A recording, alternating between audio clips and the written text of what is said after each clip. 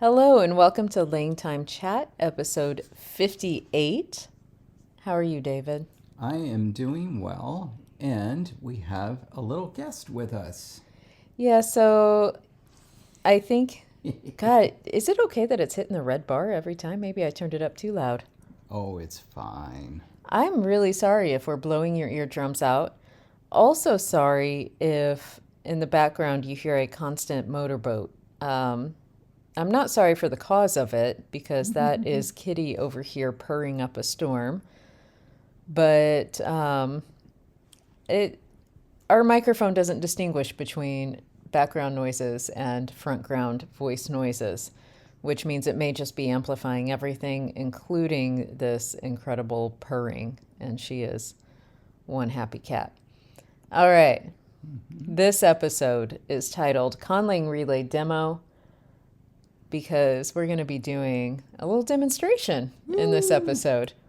And so for some of you who have not yet participated in a Conlang relay, I know you've heard of them. We've done an episode on them before. We've talked about them. Recently, there was George Corley's YouTube relay with all the results. And so chances are you've at least seen what it is and the results and seen like how the text goes from one person to the next. But you might still be asking yourself, but what is it really like to receive a Conlang relay torch? What is it that you get?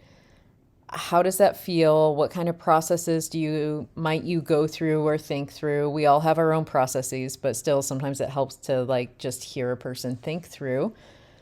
And so that is what we're doing today in this episode is we're doing a little demo of what it's like to receive a torch and then have to translate it from a Conlang that you don't know into English. And then from that English translation, based on your understanding of what the text says, into a Conlang of your own. And that is our goal for the day. Now, mind you, you would normally have something like 48 hours. So most of the relays that I've been involved in, it's the expectation in general is 48 hours. Sometimes you need a little longer, but usually that's the expectation. You get your text, you've got 48 hours to work with it and get your text on to the next participant. But because this is a mini demo, David's going to have less than an hour. He gave me a big smile on that. I'm good. Now, mind you, I have this in mind, so I don't have a paragraph for him to work with. It is incredibly small what he's going to be working with. So he really will have less than an hour, and quite frankly, we may end up having a lot of time to discuss things outside of it. So I have prepared a translation and relay text for David. And as a little added bonus, as patrons, you're privy to some information that right now only David knows. And that is I am making my first daughter language of a large language family from one of my Conlangs. And this is, not only is this text in the language, but I'm using this language for Luxembourg. And so this is a little preview of the language. And so David, while he has seen the mother language, has not really been exposed to this daughter language at all. And so this will be new. It's not like Juari, which he has heard extensively about. He has not heard very much about this. And so little mini preview for all you patrons out there. So David's going to be getting the text right now during this episode, and he's going to translate it from my language into English, and then from English into whatever Conlang he feels speaks to him of his. And so really, it's just the limit is what you feel like working with in this hour. Mm-hmm. The text that I'm giving him is in Vuochanad. Any guesses about what the mother language is? That's a wonderful question to pose. It's really hard to get answers from a podcast. Yeah, I don't hear them saying anything. They're very quiet. Even listening? I don't know that they are. Terrible. You need to sneeze and get their attention. Oh, invite it. I have warned David he's not allowed to sneeze because our microphone does seem to be like on high alert. So he's not allowed to sneeze. But okay, so Vuochanad is a daughter language of Vuochanad, which is a language that I created in 2019. All right, so To get started, I have not, now that I'm looking at the next slide, I realize the next slide is the text, and I did not practice reading this out loud Oh, this will be fun. one little bit. Yikes. Okay, so you all are going to get to be part of this journey with me. David, you are welcome to now open the document that I have allowed you. I think what I'm going to do, we should have really figured this out beforehand. You all are really in on an experimental level of doing this sort of demo live. But what I think we should probably do, unless we are seeing problems, is as David instructs me what he's going to be looking at in the text, I will make sure we're on the right slide and we'll read through the information so that way listeners have the information, and then David can make sure that he goes through his thought process out loud as he works. But first, let's just enjoy the text. Oh. If I have any advice for you, just pronounce it like Vuochanad, but just add sound changes. Thank you, David. You're welcome. Gosh, I've never wanted to slap you with a fish so much. I mean, except in this moment. It's the same advice I give you for French. Just pronounce it like Latin and throw in the sound changes. You're all good. Goodness gracious. David is full of wise advice. Oh my goodness. All right. Well, here we go. The relay text is Gehagen out. No. Just kidding. That would have been some sound change, though. Okay, now I've made myself laugh so hard that I'm having a hard time getting back to it, and I do apologize. Gahagen aleruyetonia tawagnitum yejem mod ijem yabeji klieg sarianya jeja. What does the Grav accent? That's the schwa. Oh. Because I didn't want to use an actual schwa. And so here it just means it's a schwa sound. There were some vowel reductions where, and in some cases the schwa is retained, other cases it ends up being deleted. But anyway, yeah. So the schwa was introduced into this vowel system. And you spelled it like that, huh? I did. What, you going to judge me? Uh-huh. The schwa to me is closest to an E in terms of shape. Okay. And so it makes it easy for my brain to remember. I know you would probably do it on the A instead of the E. I would have written it with a schwa, or gone and asked myself, does this really need to be distinguished in the romanization? It does, because it will make a difference on words. All right. Fair enough. And okay. And in their writing system, they would distinguish it as a sound because it is legitimately a different sound for the system. So now that David has judged me already, and he wonders why I sometimes am like always questioning work I do as he judges me. But why would I matter? Just look at it and enjoy. Not even a congratulations for reading that and getting through it and, you did a really, semi doing okay. You did a really good job, especially after you cleared the runway, so to speak. Anyway. All right, so outside of the schwa, which he doesn't like, are you ready? Yes. So tell me when to begin. You can start talking through what you're thinking right now, and then I'm just going to make sure that we actually read aloud information that people need to hear. Okay. So first thing, I get the text here. I open it up. First thing I do is look at the text to see the length. I see the length and I see, oh, good, not too bad. So next is going to come a section called grammar notes. We're going to skip that. Yeah, we're going to skip that entirely. Instead, what we're going to do is we're going to go straight to the glossary. I'm there. Okay. All right. So first thing that we do is we're going to start looking at words and matching things up. So we've got this first word, gehagen. Go down here, and I see something that's gaham, and it looks like a verb. So I'm going to say that there's probably something going on. First thing is a verb. Word order is probably VSO. And so I'm going to go ahead and write bloom/grow. underneath that and go back down. Next word we're looking for is Rietonia. All right.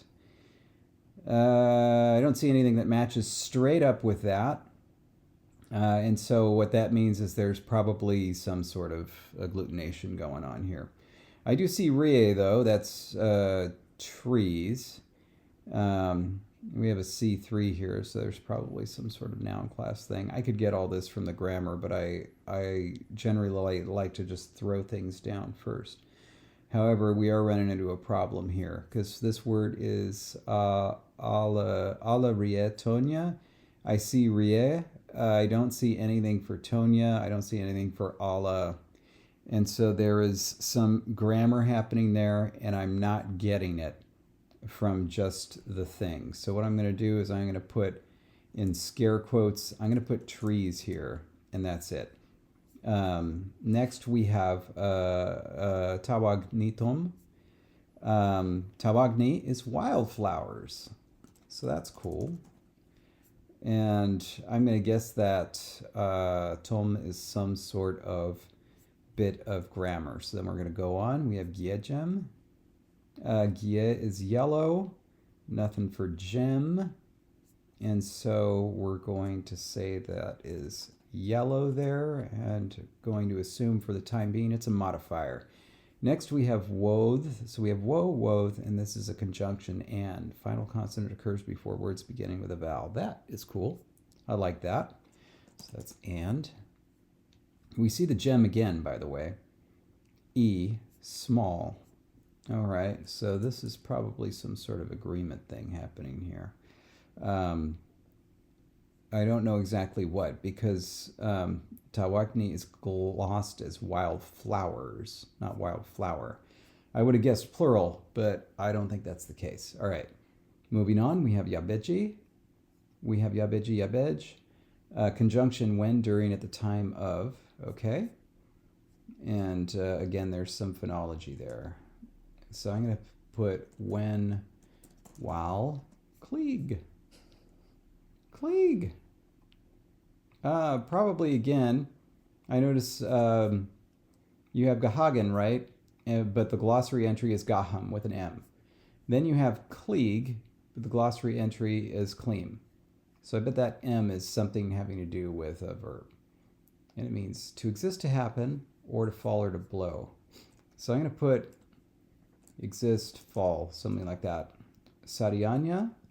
Sari is snow or snowflakes, snow that is falling. Just going to write snow there. And Jeja. J is white. All right. There we go. And we're going to stop there for a moment. So how much time has elapsed? I think it's been like 4 minutes. All right. It has not been very long at all.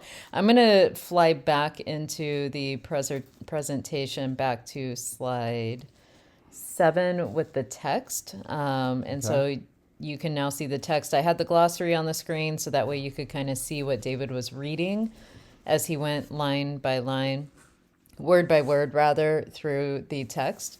Because I will say the relay text itself fit onto a single line on the document. So it's not even line by line. It was literally line.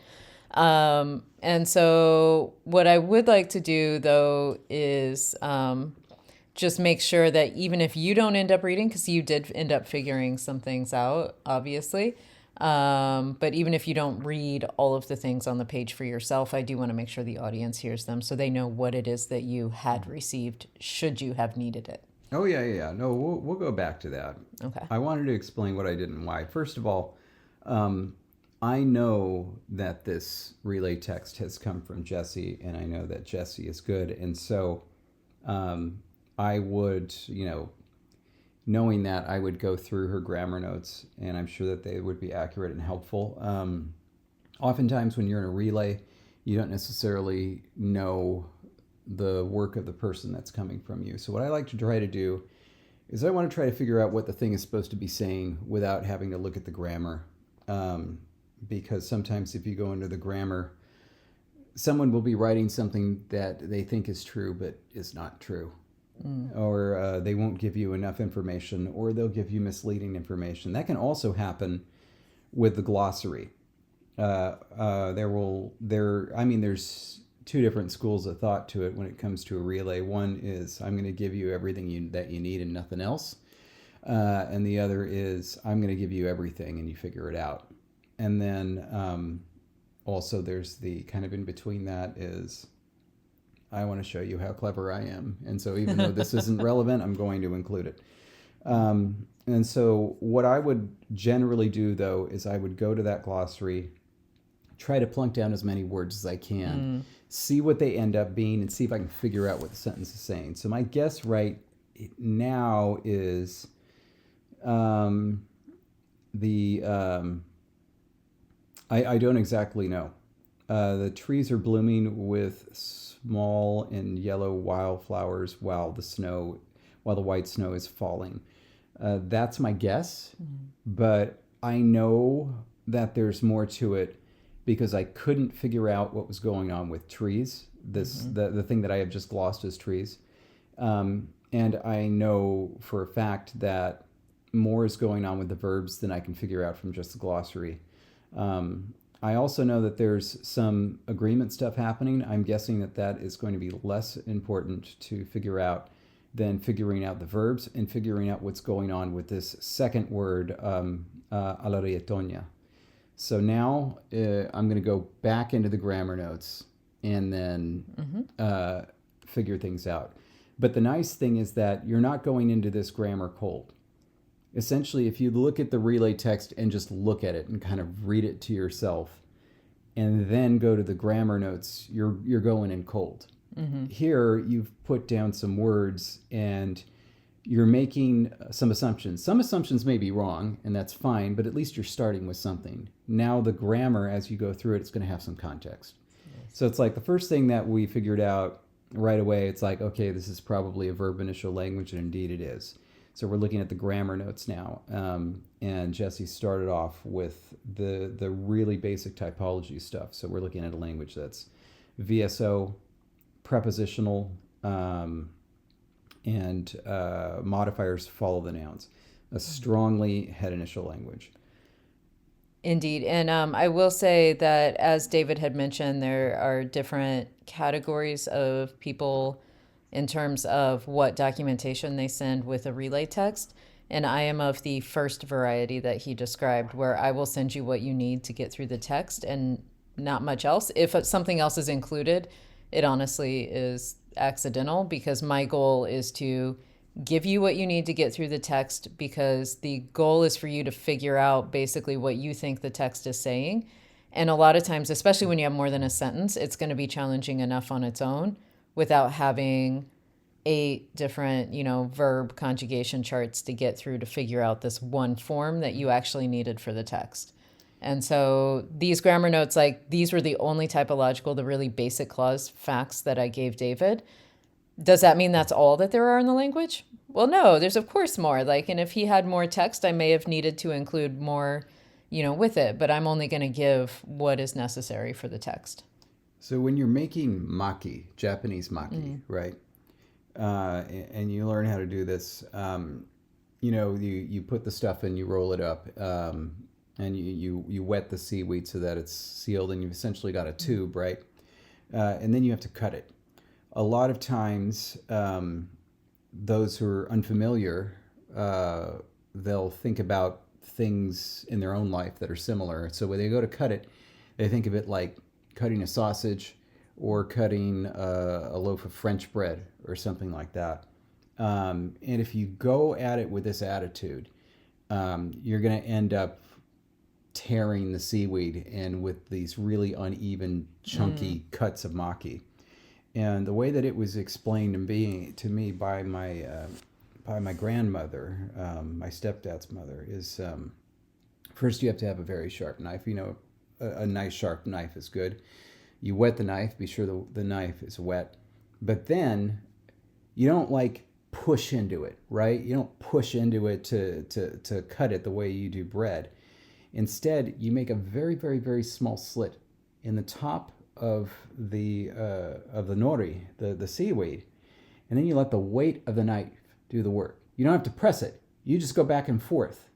And that's how you go nice and slow, and that's how you get the nice, even cut, right? So you essentially just let the tool do the work. When it comes to a relay, I think there are some people, and it's not just relay masters, but sometimes people who are performing the relay who are thinking, this thing isn't going to be fun if I don't put some work into it to like make sure that the text gets messed up. Or like, like if you just put the bare minimum in there, they'll think it's going to be too easy. They're going to get my text. They're going to translate it exactly. And it's going to be super easy. They're going to pass it on within like a couple of hours and nothing will have changed. And then everybody will look at my text and be like, your text was too easy. It didn't make anything fun. It wasn't interesting enough. It's like, no.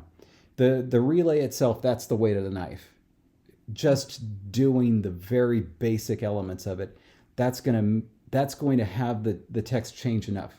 As easy as you think your language is, that's because you're familiar with it. You have no idea what it's going to be like when somebody else takes a look at it. And vice and opposite way as well. Sometimes something you think may be very, very tricky is not going to be tricky for that person, but something else will be. Something that you think is simple, like, what do you mean? I just translated that word for you. How did you get so screwed up with it? And it's like, I didn't know that's what you meant by that, Anyway, so in terms of how much, stuff to include for the relay. Okay, so that was the basic stuff. Jessie has jumped to the verbs next, which is probably a good thing since we're VSO. Vuochanad verbs co-occur with suffixes that indicate tense and subject agreement, including, here we go. So we have a third person singular past tense, third person plural past tense, and the singular is more complex than the plural. We have gen versus g. Verbs are listed in the dictionary in their infinitive form, which occurs with the suffix m. Okay, so that's which you had figured out, yeah. Yeah, so that's where the m suffix is coming up. And we don't see it in the text, and so everything is, what's the word for when it's actually conjugated? Finite. Finite, thank you, in the text. All right. But we do see gen, right, for the beginning right there. And then we see klieg, right?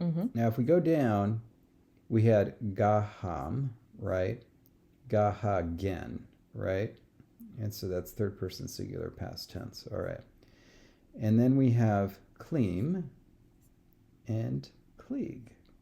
And so there we go. Now we've got our verbs figured out. So this is past tense. So that's something important to know. I'm going to guess it's bloomed and not grew. Thinking about trees and stuff like that. So we've got bloomed there. And this one, I really think this is fell. And it's plural. It doesn't really matter because if we're dealing with snow, it's a mass concept in English anyway. But you can see how a language might treat that as plural. So we're going to stick with that for the time being. Okay. Oh. Ready to go on to nouns? Yeah. Okay, there we go. Unmarked Vuochanad nouns are indefinite plural forms. Okay, this is obviously where things were getting screwed up in my head because all these things were translated as plural. Because, this is another question when it comes to writing up a dictionary. If there's a word in the text that only ever occurs in plural, do you put it in your dictionary as plural or do you put it as singular? All these things were occurring as plural, but evidently that was because that's the basic form. So, good to know. Suffixes like the following mark: singularity, definiteness, including demonstrative definiteness, and noun class. Okay, so we've got two different classes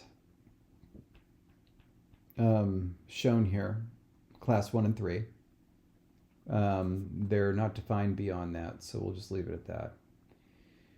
Tom and Tonya are singular, medial demonstrative. I'm guessing that means this or something.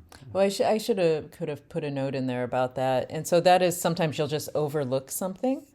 One moment.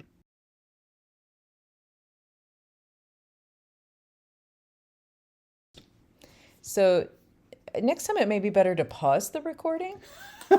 David just straight up muted a recording to almost sneeze, But which I didn't. appreciate. Thank I'm sure you. you do too, but I didn't. But we should have paused as opposed to having. I just we just blanked out I've there. never done a pause before, and so I was a little afraid of it. But you're probably right. We should just pause. I too have never done a pause. He also has a problem where he has a cat in his lap and now nowhere to put his computer. Yeah, so I'm just gonna hold But this I thing. do want to say though that this is sometimes, best intentions aside, you're going to forget to add a note, and that's absolutely fine. That is part of the relay process. If it's a note that ends up being vital to the translation, as a participant, you can always go back and say, hey, I saw this. I'm not quite sure what you meant by that. And if it's something that should have been clarified in the first place, you can always provide that then. So like David could text me if he can't figure out what a medial demonstrative might be. But he may also just say, you know what, I think I can kind of figure that out. And we'll see what happens here and whether he asks me to clarify. Yeah, I would just say and then just whatever. So we've got Tom, Tonya, and Anya. And so I'm going to go back to the text. I see Tom there. And so Tom is medial demonstrative, singular. That's the important thing. So now we know that it is wildflower. Tawagnitom, wildflower. And then we have Tonya, also singular. Where was... I saw that. Oh, the trees. So, okay, we still don't know about the ala, but we have Rie Tonya. So that's tree. And so we'll have to see what the ala is, but at least we got some of that figured out. And then we have Anya for plural class 3. And then Sari Anya. Sari was snow or snowflakes. We're just going to call that snow. And so there again, it's, in English, it's no big deal. Here, the snow is plural, the verb is plural. Great. All right, moving on. Common count nouns listed as CC in the dictionary. Thank you for that, because I would not have guessed that. Mm-hmm. Especially as CC usually stands for coordinating conjunction. And then it's in brackets. It's in the, I had a whole thing. It made sense to me, and so it's my dictionary, yes. Yeah. Can occur in singular or plural forms, while common non-count nouns listed as CN cannot occur with singular marking and pattern as plural forms, even if the interpretation feels more singular in nature. And there's Sadi is a CN. Why it actually has to be marked for plural then is a question, but we see that. All right. Okay. It's actually technically not marked for plural. It's marked for class 3 definite reading. Oh, definite. Well, you shouldn't have given me that clue. It was right there on the page. Sorry. I know. You're right. I shouldn't have, but I just needed to add a bit of that's why. All right. Next, nominative nouns are unmarked. Cases where needed occur as prefixes, such as the locative prefix ala. Bam! There we are. All right. And let's see. Ala rietonia in that tree. All right. Well, we'll see. Adjectives follow the noun they modify and occur with agreement suffixes that are, reflect, number, and class. Whoops. Typo. Is it on there too? It sure is, because I copied and pasted. Awesome. All right, here we go. They are reflect. Jem and Ja. Number and class. So we have Gia Jem, Ejem, Vegitlig Saranya Jeja. Perfect. All right. This is done now. So now we have to figure out what this means. Okay.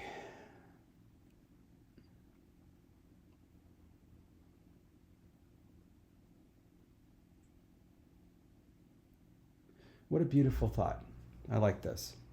Oh, I'm sorry, Kitty. That's the heater. All right. So I think that what this is saying is that essentially in that tree bloomed that yellow and small wildflower while the snow fell. While the white snow fell, the white snow fell.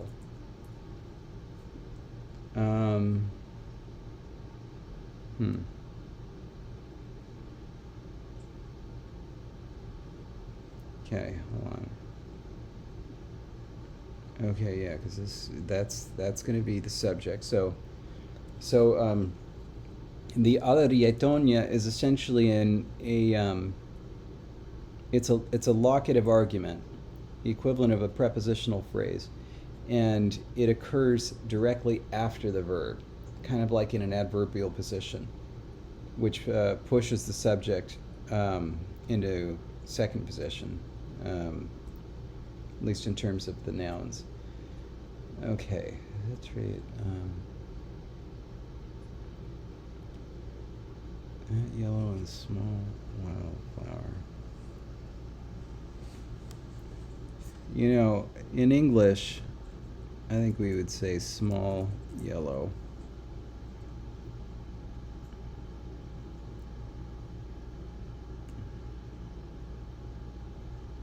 I agree with that assessment in terms of how we would do it in English.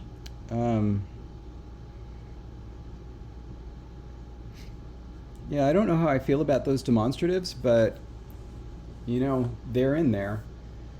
So I'm going to stick with it. In that tree bloomed that small. Yeah, that's going to be my translation of the text. Now,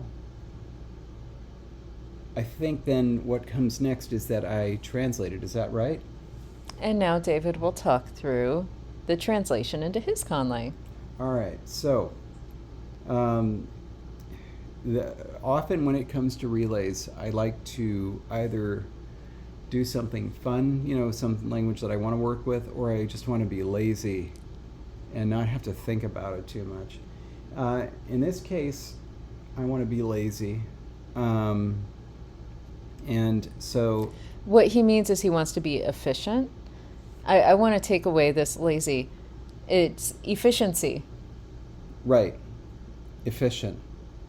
We only have like 30 minutes, you know. Right. Okay, so I am going to use High Valyrian, but the thing that worries me, of course, is I have never ever created a word for wildflower in any language that I have not created with Jessie. And the only reason that there are words for wildflower in those languages is because Jessie created them. I'm smiling very big at David.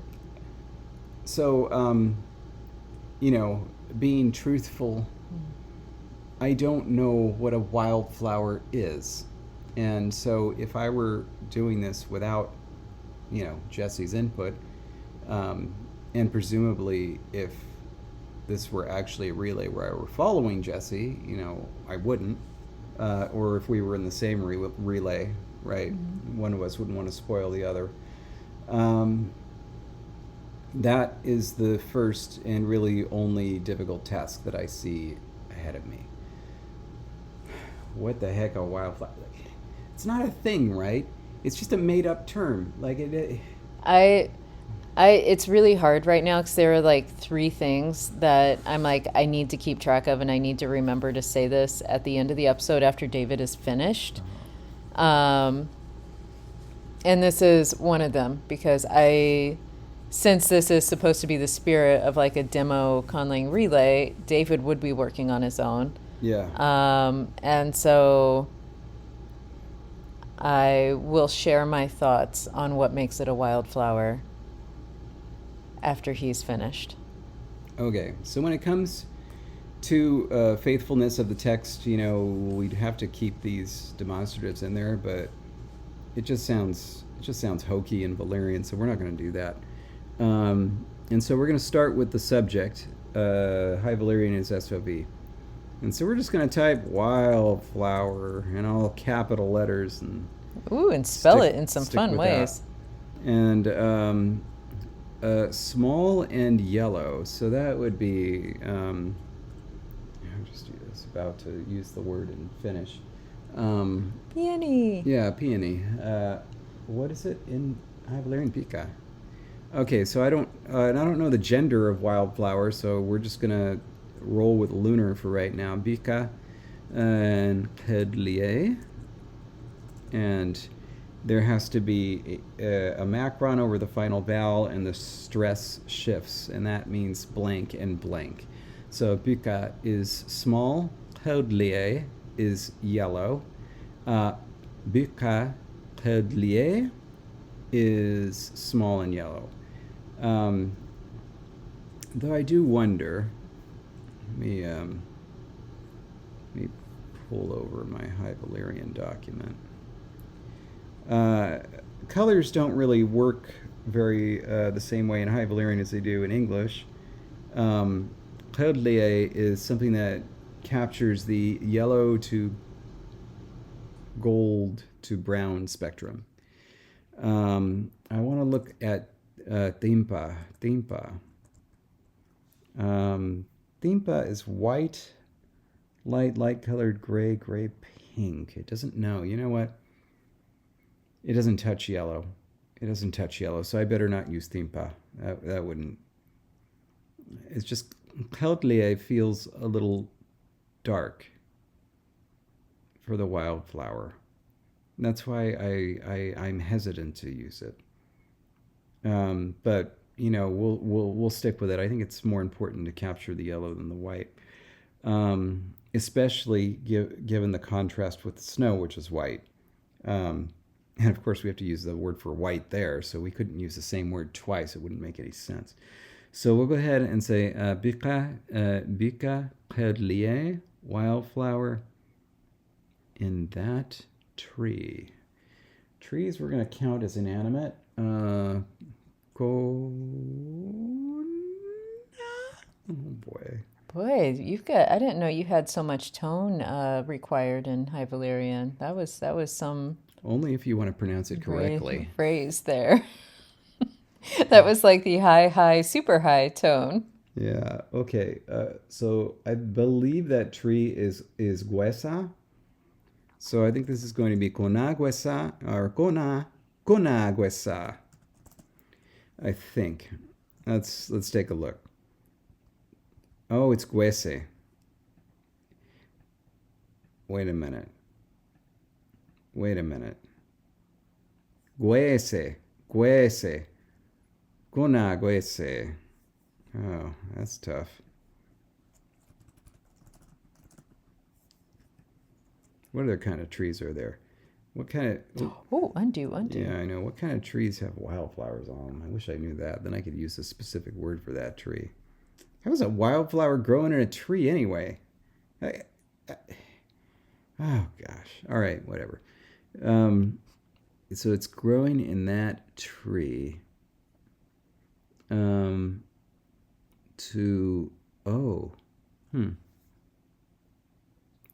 going to change it. Especially, I don't like those double long vowels. It's long vowels because it's in the locative case. Like the first one, it's a long vowel and the stress shifts, and it's like, all right.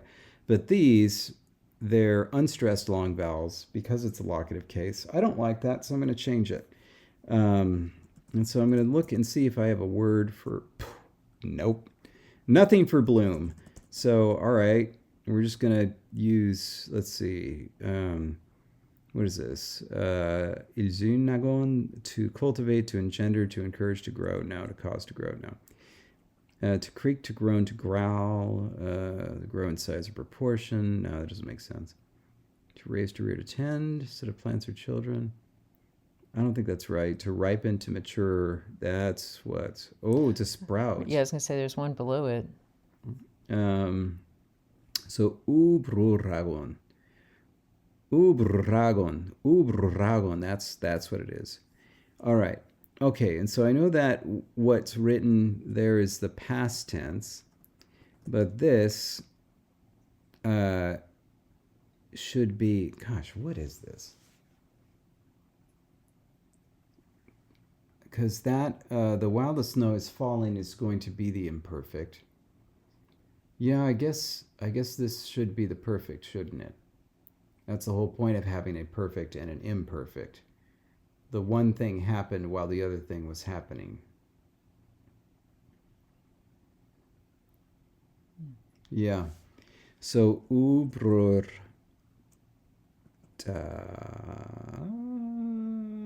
Oh, it's going to be plural, isn't it? Boy, again with all those tones. Ubrurtis. Yeah. Now here's the fun part. You don't want to use that case. So what we're going to do is we're going to use a locative applicative. So the locative applicative starts with a U or a V. So this is actually going to end up being vubrurtis. Vubrurtis. This is a great word. Vubrurtis. Oh, goodness. That is one where I would always have an accent in High Valyrian and people would judge me.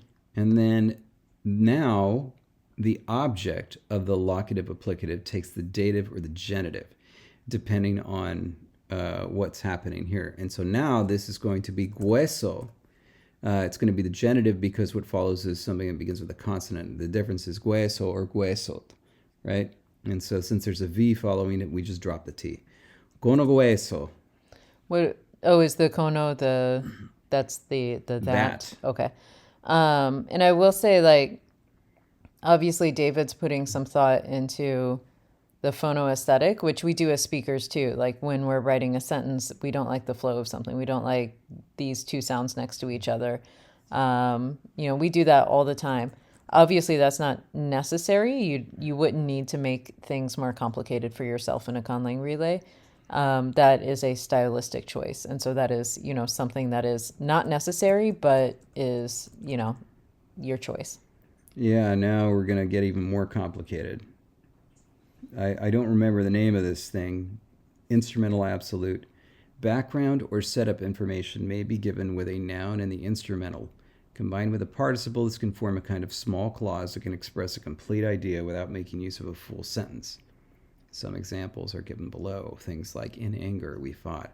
With the figs eaten, we cried. And so on.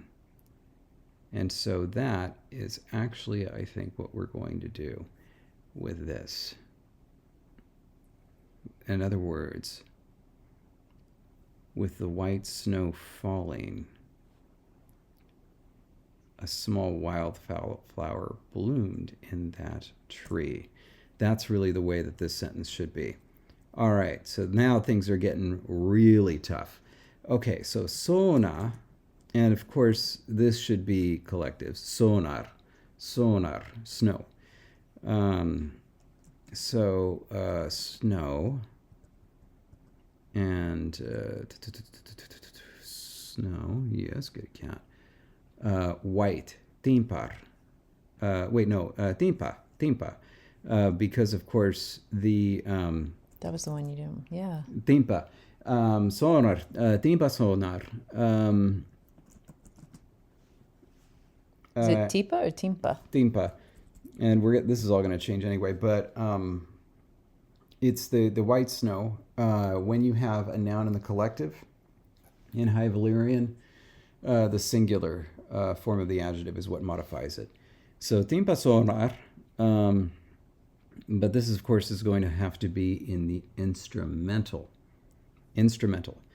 So I don't remember how the instrumental of the collective works, but that's what our tables are for. Boy, this is one sentence, but this would be a heck of a sentence for anybody to translate. So, arza, that's right. And so, sonarza, that's it. Sonarza, timposa. Let's try that. By the way, I feel for a relay, it would be highly irresponsible for David to be like, here's all the documentation, figure it out. Especially for a language like High Valyrian, where he's got literally hundreds of pages. Got a wiki, just figure it out. And that would be so much overload on information when you're just trying to get through a text in a short amount of time. It's different if you have, a month or like there's no timeline and you're really just playing around and wanting to explore, then all the documentation, great, because that gives you more to like look for patterns beyond what you're looking for. But in something like a relay, the goal is get through the text, figure out what you think it says, and then move on. Yeah. So, okay, so then ropagon is how you say to fall, but that's how you say it when it's a person. When it's something inanimate like snow, you have to put that into the instrumental passive, and so it becomes yopagon. All right, and then that thing is going to become a participle. There is not an imperfect participle. So now things get a little difficult. Wow. There's no imperfect participle. That is very interesting. And that's definitely done on purpose. There isn't supposed to be an imperfect participle. But and that's usually not relevant. It's only for this extremely rare circumstance where you can't have a finite verb since you're using the instrumental absolute. So in this case, we're going to change this to the imperfect, which I think will make it a little easier to say. Vous brurilza, I think. Not sure that's any easier than the other one. It's the brur part. And the vur brur. Yeah, vous bruriles. Vu, rather. Vu brur. Vous bruriles. That's what it's going to be. Oh, it takes out the brur. Yeah, so vous bruriles. Vous bruriles. Vu bruriles. Okay, so then the wildflowers are growing. Tiempo sonarza. And now we can do the present participle, which is jopare, right? Because it's, jopare. And now we need to put that into the instrumental singular as well. So let's figure out how to do that. Solar, lunar, joparose. There we go. Okay. Okay, now this back to the wildflower. A word for daisy? No. Oh my god. Daffodil? Is that a wildflower? Got a regular old flower. Elderflower. Oh. Jasmine. I got roses, violets. What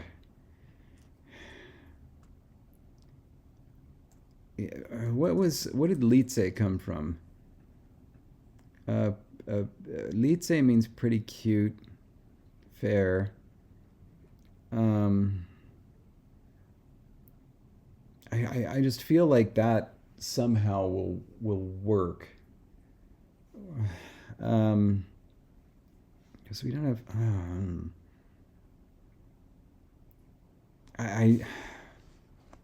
You know what? I think I'm just gonna give up. I'm just gonna use a rukla flower. It's going to not necessarily be the same thing, and it's small. It's just one. So Vuochanad. This is going to become Cadlior. Ruklon kono hueso ubruriles. Okay. Tempos sonarza Tempos sonarza joparose. Vuochanad Cadlior ruklon kono hueso ubruriles. And that is the white snows falling, with the white snows falling, a small yellow flower bloomed in that tree. Yeah. All right. So, as a side note, of course, you heard David say what his, text meant. If this were an actual Conlang relay, you would obviously have no access to that information or to any of his thought processes, obviously, because it's like you don't see that as a participant. As a participant, you only see the document where it says, here's what the text is in my language, and here are grammar notes and glossary to get you through. And so then it's, up to you to decide what you think that next stage of the text means. Okay, so I've been holding things in. So interesting because, again, to the point where David said, you don't have to try to make it tricky, things are just going to happen. Mm-hmm. And it's not because, sometimes it's because of an honest mistake. Sometimes it's because one person thinks that is, like not something I need to point out. And the next person says, yeah, you do. And so, it's just like a difference of, this is all about the humanity of the thing. It's all about, we have our own ways of thinking and doing things. So I'm going to go back a few. Okay, so the whole the thing, going where it's like that, there's a definite. And one thing that David had said was like, what is it with all these that's? In my head, this was a scenario where two speakers are talking and one speaker points. There's a three-way split in demonstratives. So here, kind of there where we can still see it, and then a distal one where it's like we can't see what it is we're talking about. And so like in my head, it's like one speaker was pointing to another speaker and saying, oh, look, there's that wildflower. And so it's there, but because it's already marked as the distal, then it made sense that the tree, which was also relative to the wildflower, would also be marked for that, just because it's like, I'm going to kind of almost like agreement, because it's like we're talking about the same distance, they're near each other, so there it is. I will also say that it was interesting to hear you work through. Not once did you think through that a locative could be more generic than in, that it could be like near, at, on, in. And so it's not in the tree that I had originally written the sentence. It was just like by the tree, like in the vicinity of the tree, like there in that tree's area. So like that could be in the shade of the tree. It could be like, so it's just like sense. It's in the tree space where you would understand that. And like I do have ways to make it more specific, but like for the way that this language is used, you would really only need to make it more specific if it was confusing. Now, to me, a wildflower, and for this language also, a wildflower is a very small weed-like flower that grows in the ground. And so it wouldn't be in the tree or on the tree. That's what it would have to be like near the tree because it's on the ground growing and it's in the tree space. Now it's a flower growing out of a tree. And now it's growing out of a tree, according to David. And so that was just something that happened in the translation process where it's like, that was just an honest, like, here's how I saw it. And also another way that in languages where I distinguish a wildflower from other kinds of flowers, usually what that indicates is for my speakers, they have developed ways of growing flowers purposely. And so a flower that you grow ends up being called something else. A wildflower is something that just pops up in your yard. And like, you're not trying to plant it, you're not trying to grow it, it's there. And so anyway, so that's wildflower. Okay. Also what was interesting was like, and I know this about David, he doesn't always read all the notes. But like I included notes in the glossary. One, I don't think you specifically mentioned to fall to blow as being a definition of clean. You mentioned it, but like I don't think you mentioned why. And that's because it's a generic weather verb. And so it's like, snow falling. So like he went with fell, which was absolutely what I had intended. So that's fine. But then the white snow, there was a note with white. And it said, when used with weather implies it's the first weather event associated with the season. And so it's the first snow. And that's why it was a definite. Because it was not just snow was falling, because if it were any snow, it wouldn't be marked for definite. But it was because the interpretation was like pointing out like the surprise factor of that flowers blooming and the first snow of the season is falling. And so that was the sort of surprisal factor for the speaker pointing this out. And so that was that. I didn't get that. And that's fine. That's part of the relay fun, because now moving forward, unless your language happens to have some sort of overlap between white and fresh or new snow or whatever, like you wouldn't have that. As a side note, the same adjective, if you use it to describe a person, that's your way of saying they're naive. They're new, they're fresh. They're not knowing things. So anyway, so that shows some like kind of fun little things that happened along the way with the translation journey. And David's absolutely right. Like this one short, tiny sentence is a heck of a challenge for anyone who would get it next. And so it's like things are going to get challenging just because it's language. And I think this is a great example. I'm so curious to know what my brain would do with this sentence from David if I got it out of, without knowing, obviously. And so it's fun. And this is a random thing. So first of all, you see that I made, I think, 2 mistakes that potentially could lead to changes. And it's not like they're huge, but that's part of the fun. It's tiny little mistakes. Every so often a huge whopper of a mistake comes in, but and then it's hilarious. Yeah, but like more often than not, it's like, this person made, 2 tiny little mistakes here, and then those mistakes got perpetuated. Then somebody else made 2 tiny little mistakes somewhere else, and pretty soon, you're in a completely different place. So there was that. And 2, sometimes mistakes occur just because, indeed, the grammar is so complex. And the thing is, with this sentence, it was just the way that it was shaping up. It's kind of like in English, you will hear, hopefully it's antiquated at this point, but writing instructors saying things like, oh, don't use the passive voice. And it's like, well, there's reasons that we use the passive voice.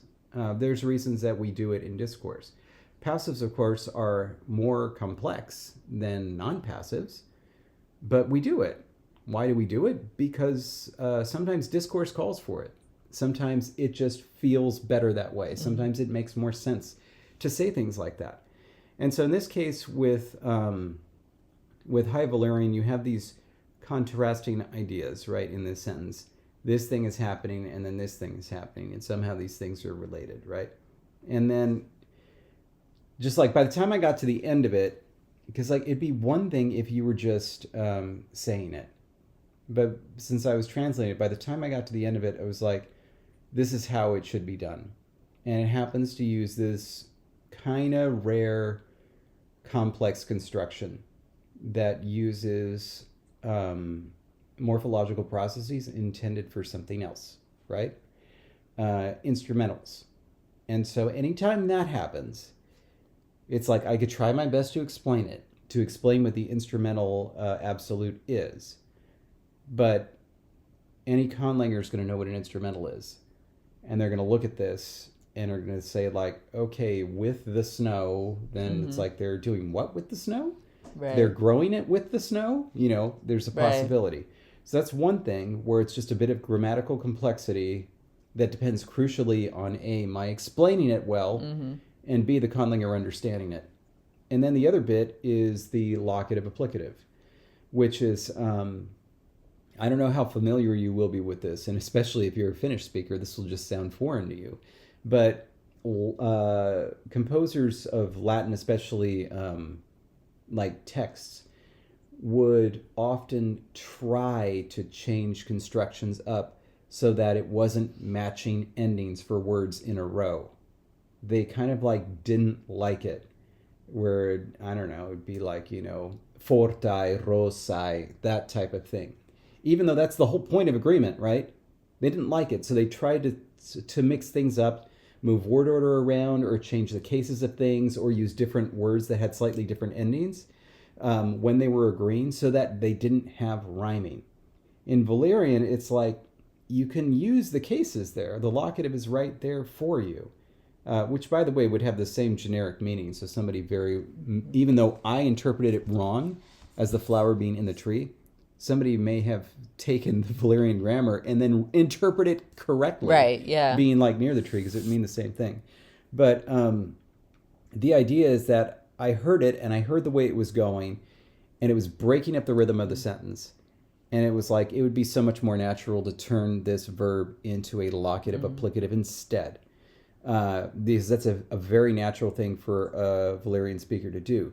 The cases become simpler, the words become simpler, the words become shorter, the rhythm is more predictable, and all you have to do is just change the verb slightly.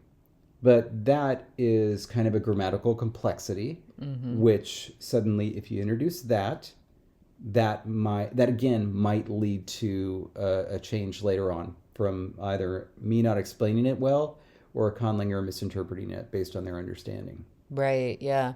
And a few other things I did want to point out with like what I feel are best practices of providing information to the next participant. There were areas where I could have made it more difficult on David or on whoever was, the participant, especially like in the glossary. Because, for instance, I could have tried to present like, oh, this is a compound word. So tawagni is actually a compound word, but it's an old compound that was formed before the sound changes for this daughter language, which means that it went through a lot of sound changes that the two component parts of this compound went through differently because the stress was different in the compound versus the two words separately. So tawa would have been easy to recognize because tawa is still tawa, and when you have the first word on its own without the second part. But the gni part, so tawagni, that part on its own would be kvuoni. And like you wouldn't recognize that. And so if I had defined tawa and kvuoni, you wouldn't have seen it in the text, and like you wouldn't have necessarily put the two together. And so if you're going to have a compound and you've got to decide, should I present this as one word in the glossary or should I present it in its component parts? Like really think through, one, could they recognize it based on the phonological changes? And two, does it mean something new when you put the pieces together that like no one would guess except someone who's already familiar with the language? And if that's the case, then definitely present it as a compound in the glossary rather than trying to like send them on a rabbit hunt. There's also like, for instance, the conjunction when. Yabiji is actually quite complex because it comes from an old phrase. Putting that in the dictionary as like the whole phrase would not have helped the process at all. And so it's like, I just give you what it is now, even though, again, the history, it's a lot more complex than what you see in that entry.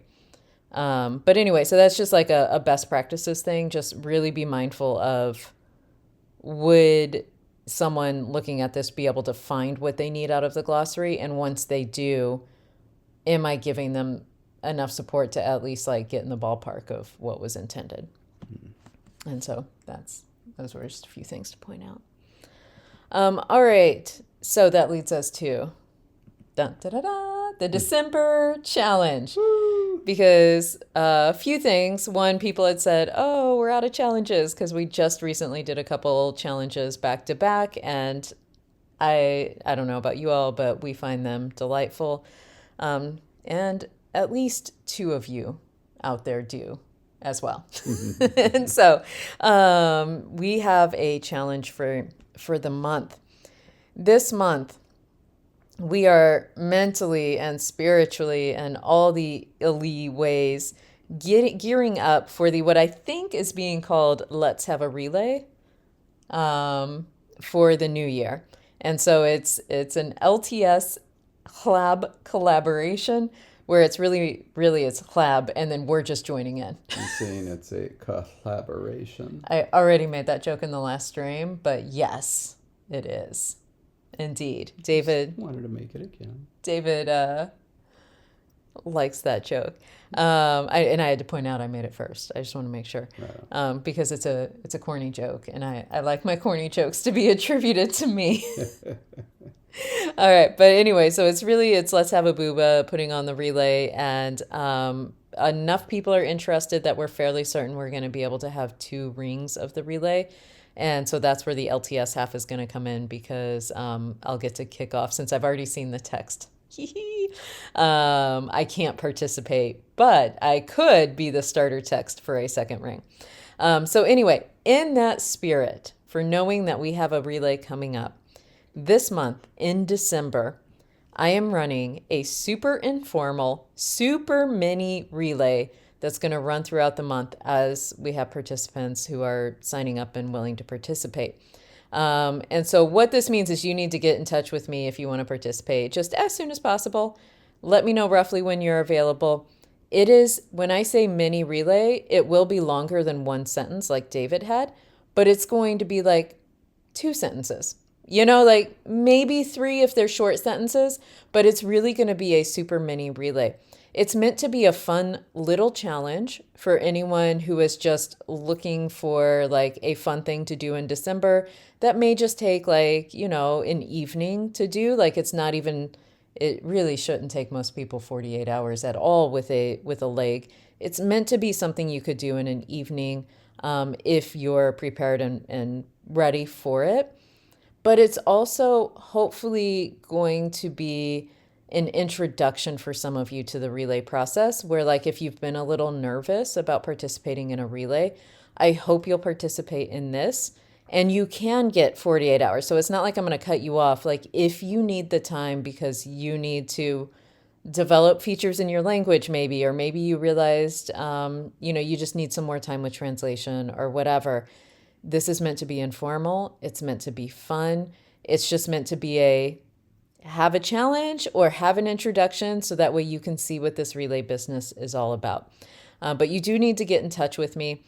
David, whether he realizes it or not, is going to be a participant in the relay, and I will put him wherever I need him in the relay to do it. And I know a few of you out there have expressed interest in having a December challenge. So like, I'm pretty sure I'm going to have at least 3 to 5 people. But again, it's just meant to be like, let's have some fun, do a little challenge, and we'll pass it. So I will be relay master. I will actually, for some of you, I may have you actually send me the materials and then I'll send it to the next person, because I may not know who's going to be next, because we may get participants signing up and like I may have thought the text was done, but then end up sending it to another person. So it's going to be super informal. This is just, again, meant to be some fun. And that means our next podcast episode, which will release on January 1st, we're going to be breaking down the results, and we're going to have some special guests with us on air, not with us in person, but on the podcast episode as we break it down. This also, by the way, if you're nervous about like a relay where you're expected to read your language's results, this one you won't, because the results are all going to be given in a podcast episode, which means it's going to be me, David, or one of our special guests reading the text aloud, not you. And so you're not on the spot at all. You just get to sit back and enjoy and see what happened with the relay text. And that is that.